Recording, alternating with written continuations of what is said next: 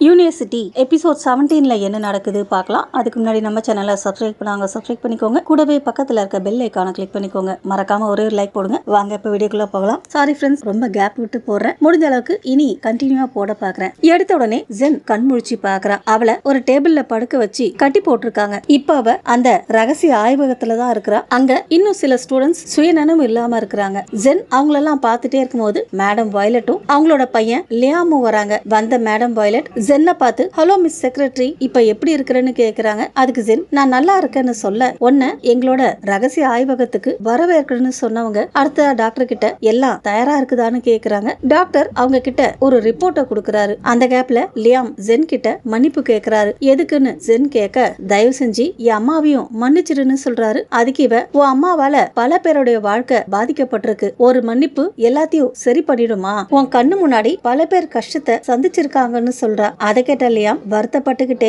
நீ உன் ஃப்ரெண்ட்ஸ் கூட பழகிறத பார்த்து எனக்கு கொஞ்சம் பொறாமையா இருக்கு, எனக்கும் உன்ன மாதிரி ஃப்ரெண்ட்ஸ் கூட நெருக்கமா பழக ஆசையா இருக்குன்னு சொல்றாரு. அதுக்கு ஜென், உங்க அம்மா உருவாக்குன அந்த உலகத்துக்குள்ள அடைஞ்சு கிடக்காம அதுல இருந்து வெளியே வா, அப்படி வந்தினா உனக்கும் நல்ல ஃப்ரெண்ட்ஸ் கிடைப்பாங்கன்னு சொல்றா. அதுக்கு லியாம், இல்ல என்னால அந்த மாதிரி செய்ய முடியாது, ஏன்னா எனக்கு அவங்கள தவிர வேற யாரும் இல்லன்னு சொல்றாரு. உடனே ஜென், லியாம் தயவு செஞ்சு யோசிச்சு பாரு, இன்னும் எதுவும் லேட்டா இல்ல, எங்களுக்கு உதவி பண்ணுன்னு சொல்றா. இல்ல என்னால முடியாது, மன்னிச்சிருன்னு லியாம் சொல்ல, ஏன் உன் அம்மா பார்த்து பயப்படுறியான்னு ஜென் கேக்குறா. இன்னொரு பக்கம் மேடம் வயலட் டாக்டர் கிட்ட எதையோ ரெடி பண்ண சொல்றாங்க. அதை கேட்ட ஜென், உங்க ஃபார்முலாவுக்கு தேவைப்படுற முக்கியமான கடைசி பொருளும் கிடைச்சிச்சுல்ல, அதனால இதெல்லாம் நிறுத்துங்க, எங்களை போக விடுங்கன்னு சொல்றா. அதுக்கு மேடம் வயலட், என்னது உங்களை போக விடணுமா, என்ன பார்த்தா முட்டாளாட்டம் தெரியுதா, நான் இதை கண்டுபிடிக்கிறதுக்கு என் வாழ்க்கை முழுக்க இந்த இடத்துலயே அடைஞ்சு கிடந்தேன். அதை கேட்ட ஜென், அப்போ என்ன பண்ண போறீங்க, எங்களெல்லாம் என்ன செய்ய போறீங்கன்னு கேக்குறா. அதுக்கு மேடம் வயலட், என்ன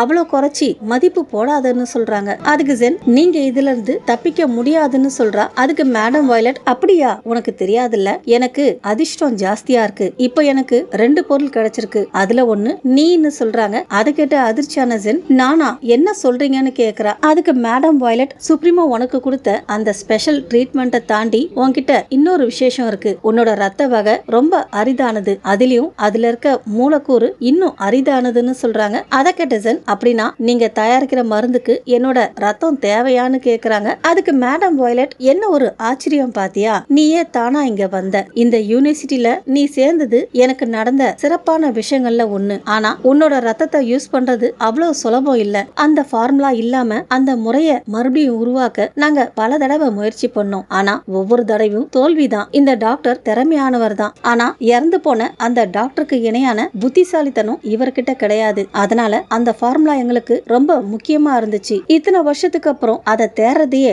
விட்டுலான்னு கூட நினைச்சோம், ஒருவேளை அது வேற யார்கிட்டயாவது இருக்கும்னு நினைச்சோம், ஆனா கடைசியில அந்த ரகசியத்தை பாதுகாத்தது ஒரு ஆர்ட் ஸ்டூடெண்ட்னு சொல்றாங்க. ஆர்ட் ஸ்டூடெண்ட்னு சொன்ன உடனே ஜென்னுக்கு அது செலின் தான் புரிஞ்சிருது, ஏன்னா இங்க இருக்கிற ஸ்டூடெண்ட்ஸ்லயே அவ தான் ரொம்ப திறமையானவ, நல்லா வரைவா. உடனே அப்படின்னா செலினுக்கு நடந்த விஷயத்துக்கு நீங்க தான் காரணமானு கேக்குறா. அதுக்கு மேடம் வயலட், ஓ அதுதான் அவளோட பேரா, மன்னிச்சுக்கோ, இந்த யூனிவர்சிட்டியில இருக்கிற எல்லா மாணவர்களோட பேரையும் என்னால ஞாபகத்துல வச்சுக்க முடியாதுன்னு சொல்றாங்க. உடனே ஜென், அவ சாதாரண மாணவி கிடையாது, ரொம்ப புத்திசாலி திறமையானவ, அவளோட பேரை நீங்க மறக்க மாட்டீங்க, உங்களால பாதிக்கப்பட்ட ஒவ்வொரு மாணவரோட பேரையும் ஞாபகம் வச்சுக்க வேண்டிய நாள் வரும்னு சொல்றா. அதை கேட்ட மேடம் வயலட், அப்படியா, அதுக்கு நீ என்ன பண்ண போறன்னு கேக்குறாங்க. அதுக்கு ஜென், சுப்ரீமோ என்ன காப்பாத்த வருவார், அவரை பத்தி எனக்கு தெரிஞ்ச அளவுக்கு கூட உங்களுக்கு தெரியாது, கண்டிப்பா அவரு வருவார்னு நம்பிக்கையோட சொல்றா. அதுக்கு மேடம் வயலட், அது நடக்கும்னு எனக்கு தோணல, சொன்னவங்க டாக்டரை பார்த்து சைகை பண்றாங்க. உடனே டாக்டர் ஜென்னை கட்டுப்படுத்த சொல்றாரு. 2 பேர் வந்து அவளை பிடிச்சுக்கிறாங்க. அடுத்ததா டாக்டர் சரி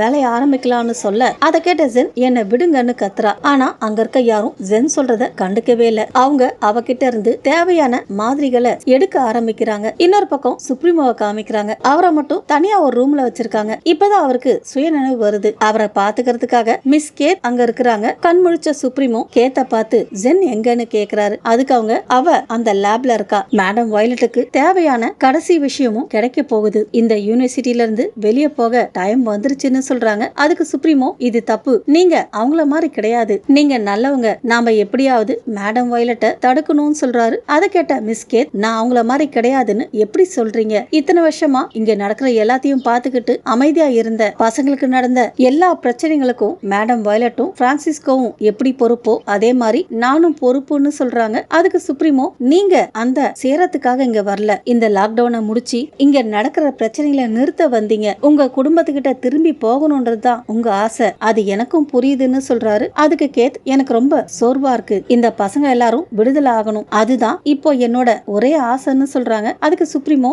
அதுக்காக ஜென் பலியாக வேண்டிய அவசியம் கிடையாது, எனக்கு ஒரு வழி தெரியும், வயலட்டும் பிரான்சிஸ்கோவும் செஞ்ச எல்லா தவறுக்கும் பதில் சொல்ல வைக்கிறேன், இந்த லாக்டவுனை இன்னைக்கே முடிவுக்கு கொண்டு வர முடியும், என்ன மட்டும் விடுதலை பண்ணுங்கன்னு சொல்றாரு. அதுக்கு அவங்க, நீ தோத்துட்டா என்ன பண்றதுன்னு கேக்குறாங்க. அதுக்கு சுப்ரீமோ, நான் தோக்க மாட்டேன், ஏன்னா நான் சுப்ரீமோன்னு சொல்றாரு. அவர் சொல்றத நம்பி மிஸ் கேத்தும் சுப்ரீமோவை கட்டி இருந்த கட்டை அவிழ்த்து விடுறாங்க. அது மட்டும் இல்ல, லேபுக்கு போற வழி கதவோட சாவியும் கொடுக்கறாங்க. சாவியை வாங்கின சுப்ரீமோ அவங்களுக்கு தேங்க்ஸ் சொல்ல வேண்டாம், நீ சொன்னதை சரியா முடிச்சு இங்க நடக்கிற எல்லாத்துக்கும் ஒரு முடிவு கட்டுன்னு சொல்றாங்க. சுப்ரீமோவும் சரின்னு சொல்லிட்டு அங்க இருந்து கிளம்புறாரு. இன்னொரு பக்கம் லேப காமிக்கிறாங்க. டாக்டர் ஜென் உடம்புல இருந்து ஏகப்பட்ட ரத்தத்தை எடுக்கிறாரு. அதை பார்த்த நர்ஸ், போதும் டாக்டர் விட்டுருங்க, இல்லனா ஜென்னுக்கு ஆபத்தாயிடும்னு சொல்றாங்க. ஆனா டாக்டர் கேட்க மாட்டேங்கிறாரு. நான் எடுக்கலன்னா அவங்க என்ன சும்மா விட மாட்டாங்கன்னு சொல்றாரு. டாக்டர் சொல்றதை கேட்காதனால நர்ஸ் மேடம் வயலட் கிட்ட சொல்றாங்க. அவங்களும் நர்ஸ் சொல்றதை கேட்க மாட்டேங்கிறாங்க. எனக்கு மூலக்கூறு தான் தேவை, ஜென்னு தேவையில்லைன்னு சொல்றாங்க. இன்னொரு பக்கம் சுப்ரீமோவை காமிக்க, அவரு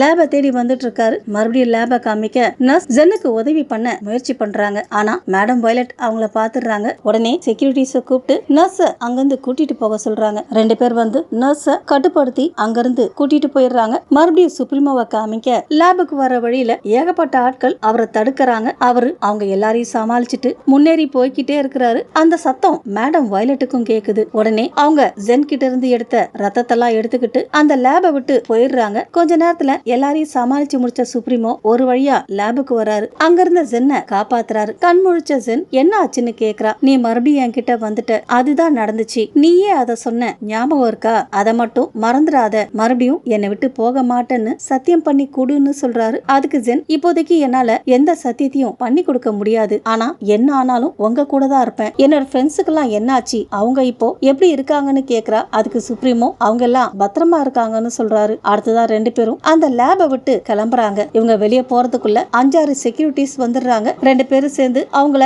எப்படியோ சமாளிச்சுட்டு லேபை விட்டு வெளியே வராங்க. நடந்த பிரச்சனையில சுப்ரீமோக்கு கால்ல காயம் பட்டுடுது, நொண்டி நொண்டி நடக்கிறாரு. இன்னொரு பக்கம் தப்பிச்சு போன பசங்க எல்லாரையும் காமிக்கிறாங்க. அவங்க எல்லாரும் ஒன்னா ஒரு இடத்துல காத்துக்கிட்டு இருக்காங்க. அப்ப வெனசா ஜெரோம் கிட்ட, யாருக்காக வெயிட் பண்ணிட்டு இருக்கோம்னு கேக்குறா. அதுக்கு ஜெரோம், கொஞ்சம் பொறுமையாயிரு, அவங்க வந்துகிட்டு இருக்காங்கன்னு சொல்றாரு. அதுக்கு வெனசா, யாரு வராங்க, யாருக்காக இவ்வளவு நேரம் காத்துக்கிட்டு இருக்கோம்னு கேக்குறா. அதுக்கு மியா, நான் கொஞ்ச நேரத்துக்கு முன்னாடி பார்த்தேன், அவங்க சில பசங்களை கூட்டிட்டு போனாங்க, ஏதோ ஒரு சோதனைக்காக இருக்கும்னு நினைக்கிறேன், ஜென்னுக்கும் ஏதோ பிரச்சனை வரப்போகுதுன்னு தோணுது, அதனால நாம எப்படியாவது அவளை காப்பாத்தணும் சொல்றா. அதை கேட்ட ஃப்ரிட்ஸி, கண்டிப்பா அவ சுப்ரீமோ கூட தான் இருப்பா, அதனால கவலைப்படாதன்னு சொல்றா. ஆனா வெனசா அவ சொல்றத நம்ப மாட்டேங்கிறா. நாம இங்க அமைதியா காத்துட்டு இருக்கலாம்னு சொல்றா. அதை கேட்ட ஒரு பையன், எதுக்காக காத்துட்டு இருக்கணும், தப்பிக்கிறதுக்கு நமக்கு ஒரு சான்ஸ் கிடைச்சிருக்கு, அதை வேஸ்ட் பண்ண வேண்டாம்னு சொல்றான். அதை கேட்ட மியா, என்ன சொல்ல வரன்னு கேக்குறா. அதுக்கு அவன், அவங்களுக்கு தேவை ஜென் மாதிரி சில பசங்க தான், நாம எதுக்காக அவங்கள காப்பாத்த போகணும், போனாக்க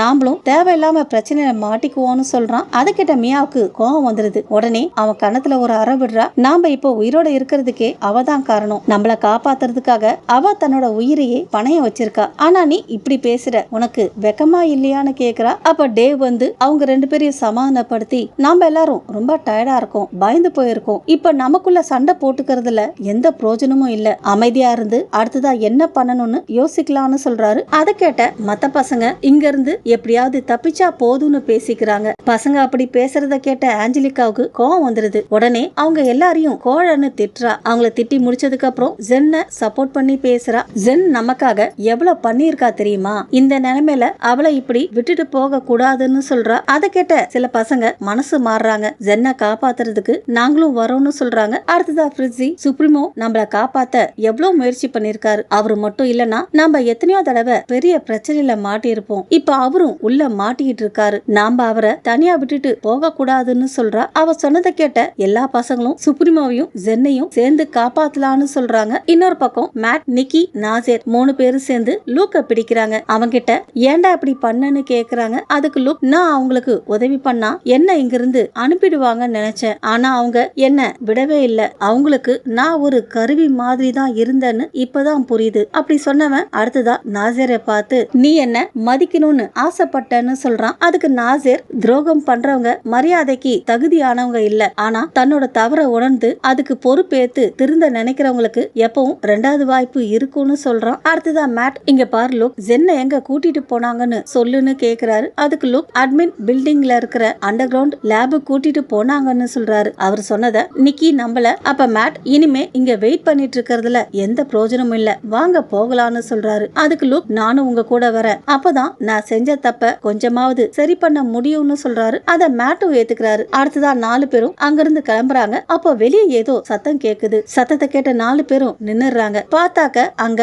ரே சில்வானியாவும் ரோக்ஸானும் வராங்க. இன்னொரு பக்கம் சுப்ரீமோவும் ஜென்னும் அந்த பில்டிங்கை விட்டு வெளியே வந்துட்டு இருக்காங்க. சுப்ரீமோவுக்கு கால் அடிபட்டதுனால சரியா நடக்க முடியல. ஒரு இடத்துல தடுமாறி கீழே விழுந்துடுறாரு. அதை பார்த்த ஜென், உங்களுக்கு ரொம்ப வலிக்குதா, இதுக்கு மேல நடக்க முடியுமான்னு கேக்குறா. அதுக்கு சுப்ரீமோ, என்னால முடியும், மேடம் வயலட் எவ்வளவு செக்யூரிட்டி வச்சிருக்காங்கன்னு தெரியல, அதனால நாம நிக்காம தொடர்ந்து போய்கிட்டே இருக்கணும், அதுக்கு நீ ரெடியான்னு கேக்குறாரு. அதுக்கு ஜென், என்ன நடந்தாலும் நான் உங்களை விட்டு போக மாட்டேன்னு சொல்றா. உடனே சுப்ரீமோ, என் மூச்சு இருக்கிற வரைக்கும் உன்னை யாரும் கஷ்டப்படுத்த விட மாட்டேன்னு சொல்றாரு. அதை கேட்ட ஜென் சந்தோஷப்படுறா. இதெல்லாம் முடிஞ்சதுக்கு அப்புறம் நாம இந்த யூனிவர்சிட்டியை விட்டு வெளியே போகணும், அப்புறம் நான் உன் கூடவே இருக்கணும், சுப்ரீமோவா இல்ல ஏஸ் கிரேஜா உன் கூட இருக்கணும்னு சொல்றாரு. அவரு சொன்னதை கேட்ட ஜென் சுப்ரீமோவை கட்டி பிடிச்சுக்கிறா. அடுத்ததா 2 பேரும் அந்த பில்டிங்கை விட்டு வெளியே போறாங்க. வெளியே வந்த உடனே மேடம் வயலட்டும் அவங்களோட ஆட்களும் 2 பேரையும் சுத்தி நின்னுக்கிறாங்க. அப்ப பிரான்சிஸ்கோ, ஏஸ் கிரேஜ், ஜென்னை எங்க கிட்ட ஒப்படைச்சிரு, அப்படி செஞ்சா உன்னை விட்டுறான்னு சொல்றாரு. அடுத்ததா மேடம் வயலட், சுப்ரீமோ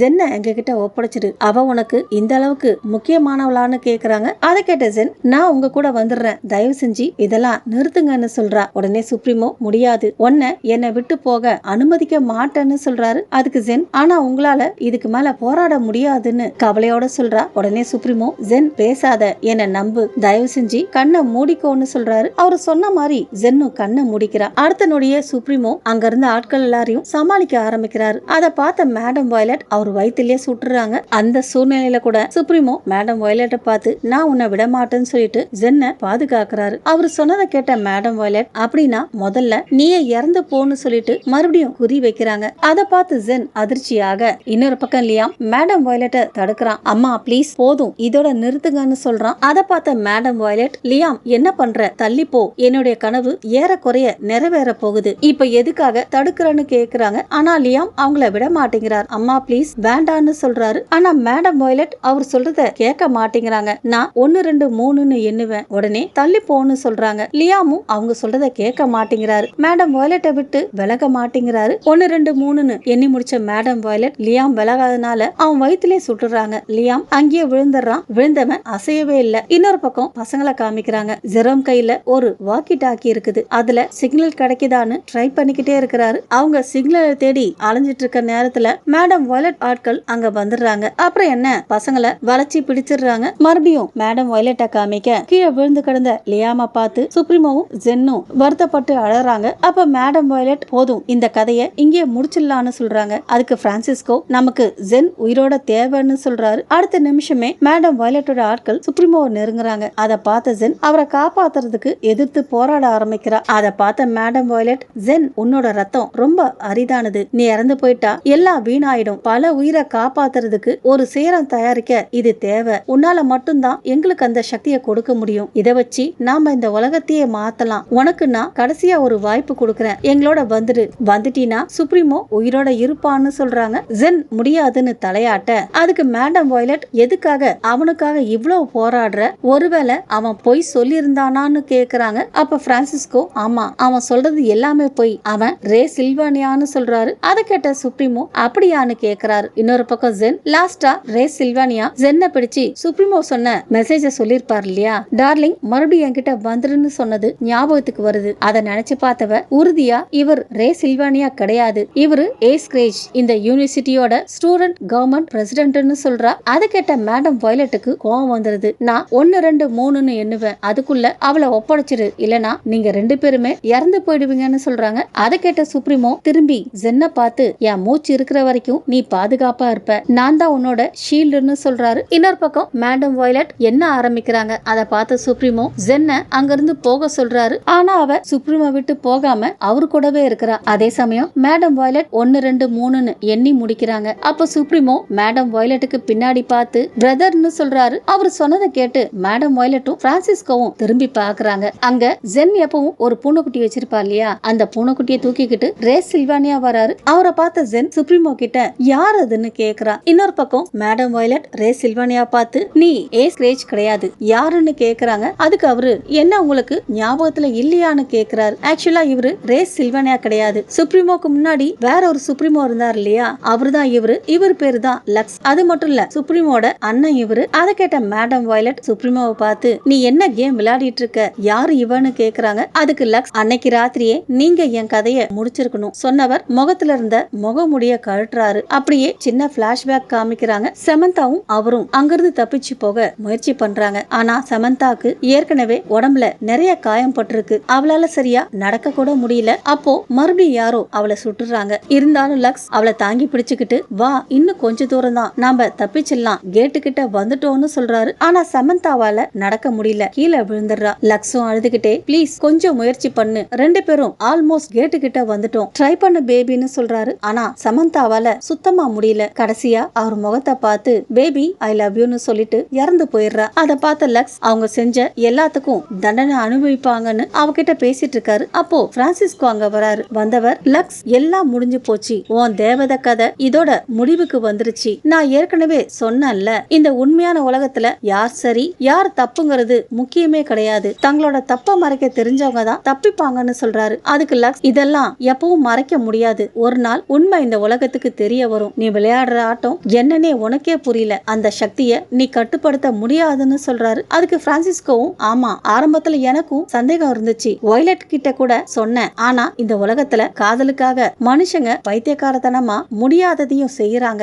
உன்னைய பாரு அவளுக்காக இந்த உலகத்தையே எதிர்க்க கூட தயங்க மாட்டேன், நானும் வயலட்டுக்காக அதே தான் செஞ்சேன், நாம ரெண்டு பேருமே காதலால பைத்தியம் ஆயிட்டோம்னு சொல்றாரு. அதுக்கு லக்ஸ் நாம ரெண்டு பேரும் ஒண்ணு கிடையாது, ஒரு நாள் வரும், அப்போ நீங்களும் இத அனுபவிப்பீங்கன்னு சொல்றாரு. அதுக்கு பிரான்சிஸ்கோ வரலாம் வராமலும் போகலாம், ஆனா அது நடக்கிறப்போ அதை பார்க்க நீ உயிரோட இருக்க மாட்டேன்னு சொல்லிட்டு லக்ஸ சுட்டுட்டு அங்கிருந்து போயிடுறாரு. அவர் சுட்டதுல லக்ஸ் கண்ணுல பட்டுடுது. அதனாலதான் லக்ஸோட ஒரு கண் சிவப்பா இருக்கு. பிளாஷ்பேக் இதோட முடிய. அப்ப லக்ஸ் இப்போ ஞாபகம் வந்துருச்சான்னு கேக்குறாரு. இதோட தான் இந்த எபிசோட் முடியுது. ஓகே ஃப்ரெண்ட்ஸ், இந்த வீடியோ உங்களுக்கு பிடிச்சிருந்தா நம்ம சேனலை லைக் பண்ணுங்க, ஷேர் பண்ணுங்க. தேங்க்ஸ் ஃபார் வாட்சிங்.